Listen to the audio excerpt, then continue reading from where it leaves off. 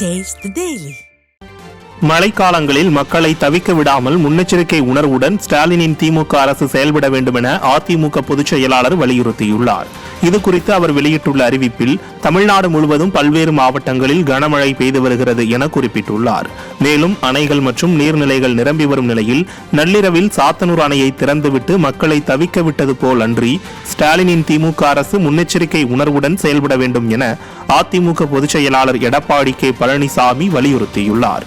மேலும் வானிலை ஆய்வு மையம் கொடுக்கும் அறிவிப்புகள் அடிப்படையில் மழைக்காலத்தில் பொதுமக்கள் கவனமாகவும் பாதுகாப்பாகவும் இருக்க அதிமுக பொதுச் செயலாளர் எடப்பாடி கே பழனிசாமி அறிவுறுத்தியுள்ளார்.